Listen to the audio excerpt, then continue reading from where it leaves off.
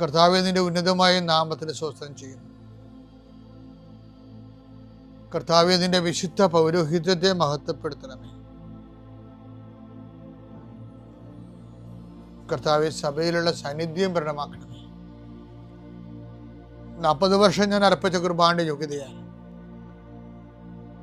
കൃപാസ്ഥാനത്താരെ ജീവനോടെ പ്രത്യക്ഷപ്പെട്ട മാതാവിൻ്റെ പ്രത്യക്ഷീകരണത്തിൻ്റെ യോഗ്യതയാൽ അൾത്താരയിൽ നടന്ന 10,000-കണക്കിന് ആരാധന ശക്തിയാൽ ദൈവവേദനെ നിന്നെയും നിന്റെ കുടുംബത്തെയും ഈശോനാമത്തെ ആശീർവദിക്കുന്നു. ഇന്ന് നിന്റെ ജീവിതം അഭിമുഖീകരിക്കുന്ന എല്ലാ വിഷയങ്ങളും, നീ കണ്ടുമുട്ടുന്ന വ്യക്തികൾ, നീ ഭയക്കുന്ന വിഷയങ്ങൾ, ഇന്റർവ്യൂകൾ, ടെസ്റ്റുകൾ,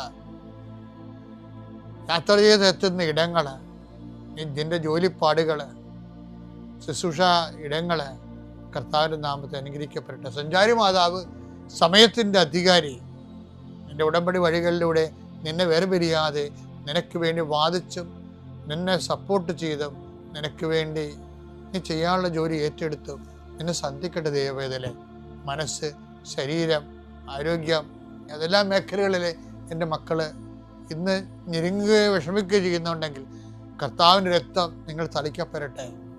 യേശുവിൻ്റെ നാമത്തിൽ വിങ്ങുന്ന മനസ്സാണ് നിങ്ങളുടെ എങ്കിൽ,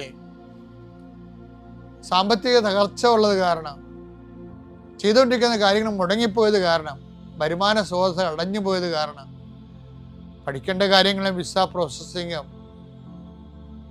നാട്ടിലുള്ള പരീക്ഷകളും ടെസ്റ്റുകൾ, പരീക്ഷ ഫലങ്ങൾ പ്രതീക്ഷിക്കുന്നവർ,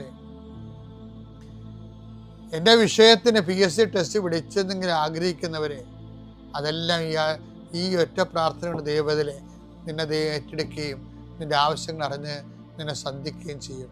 നീ കടം കൊടുത്തിട്ടുള്ളവർ, അത് കിട്ടാത്തവർ, നിന്നോട് കടം വാങ്ങിച്ചിട്ടുള്ളവർ, അത് തരാത്തവർ, എല്ലാം കൊണ്ട് നീ ഞെരുങ്ങുന്ന വിഷയങ്ങളെല്ലാം കൃപാസ്ഥാനത്താരെ ജീവനോടെ പ്രത്യക്ഷപ്പെട്ട പരിശുദ്ധ അമ്മ നിൻ്റെ ഇന്നിൻ്റെ സങ്കടങ്ങളെ കണ്ണുനീരിനെ ഏറ്റെടുക്കുകയും എൻ്റെ ഈശോയുടെ നാമത്തിൽ ഞാൻ നിന്നെ ആശീർവദിക്കുകയും നീ ശക്തിപ്പെട്ട് രാത്രി തിരിച്ചെത്തുന്നവരെ കർത്താവിൻ്റെ കൃപ നിന്നെ പിന്തുടരട്ടെ. പിതാവും പുത്രനും പരിശുദ്ധാത്മാവിനും ആമേൻ.